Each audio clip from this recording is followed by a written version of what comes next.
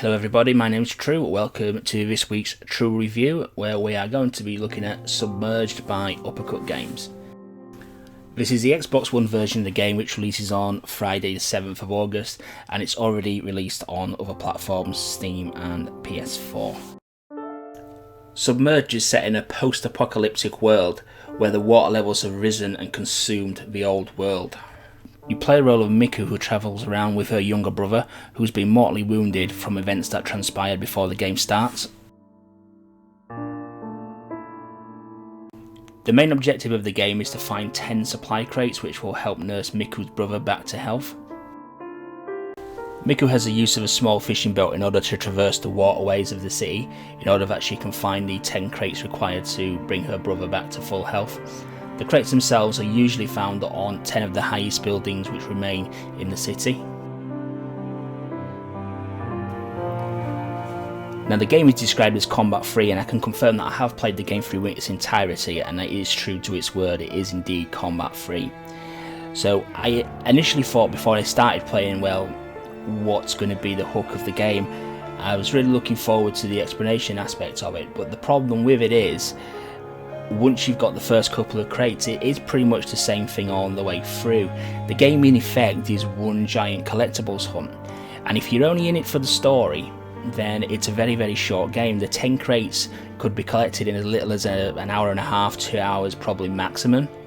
I mean, as well as the 10 crates, there are other things to collect as well. There's 60 secrets to be found, which tell the story in a kind of pictograph kind of way. There is also 8 wildlife to actually find, and a number of landmarks as well also to locate.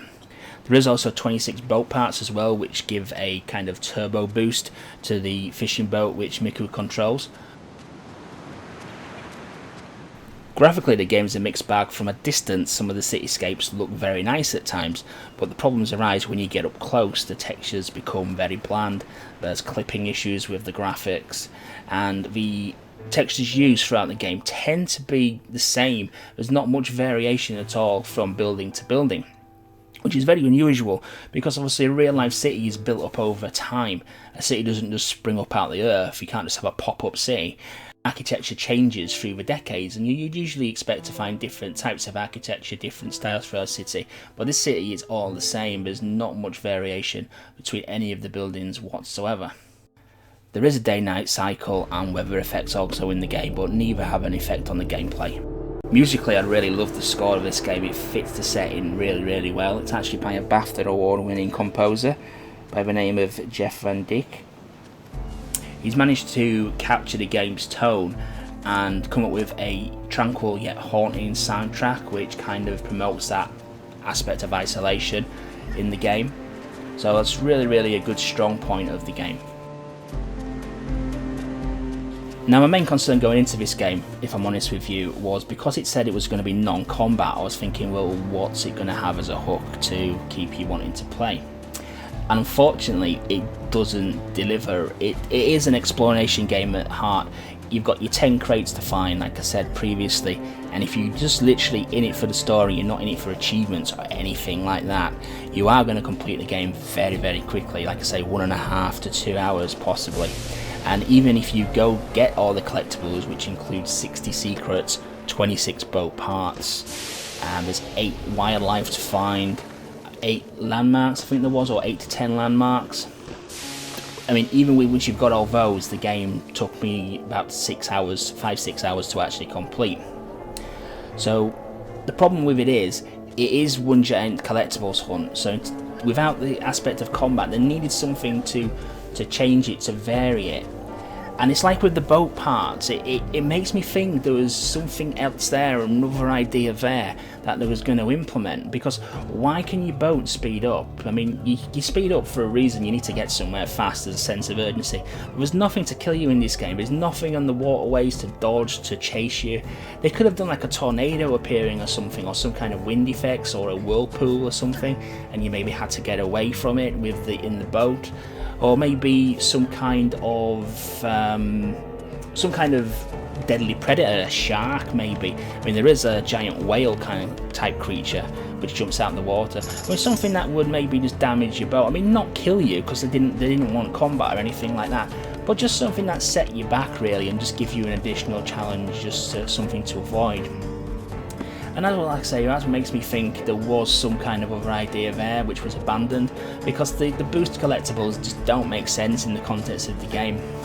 And that's the problem with the game really. Without that other aspect, you are just literally collecting stuff. I mean, even the collecting of the items does have its problems. You do quickly start to encounter the same ledge configurations from building to building. So once you have done the first couple, you do start seeing repeat patterns, so it does get old quickly. So before we get to the overall view of the game, turning to the achievements finally, the achievement hunters will rejoice. This is another easy 1000 gamer score.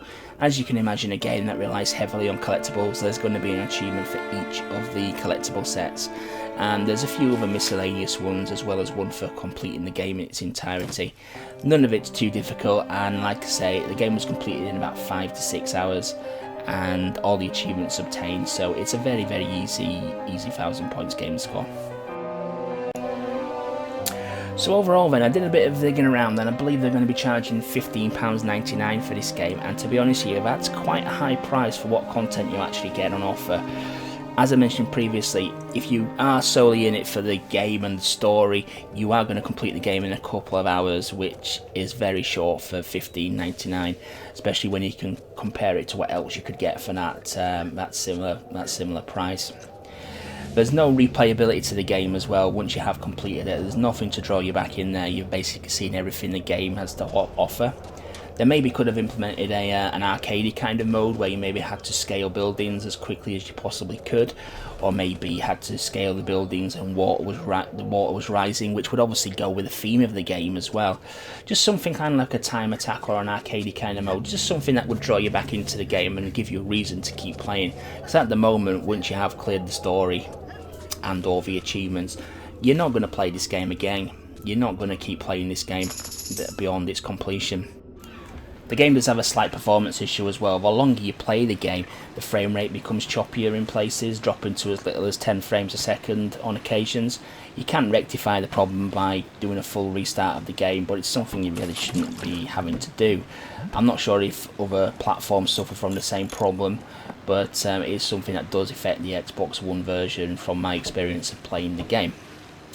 Now, don't get me wrong, I think Uppercut Games here have a great idea and a great base for a good game.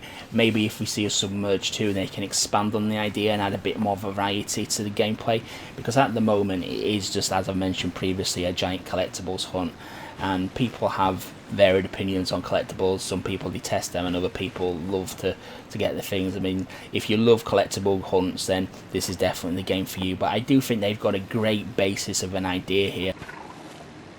So overall, I'm going to give it a 5 out of 10. With its high price point, I can't really recommend it. Like, it's great value for money at the moment. When you take into consideration the game can be completed within 2 to 6 hours, depending on if you go for the story or achievements, and there's no replayability factor to the game. Hope you enjoyed that review. Thanks for watching, and please remember to like, comment and subscribe, and please do check out the new social media pages listed in the description below. Thanks for watching.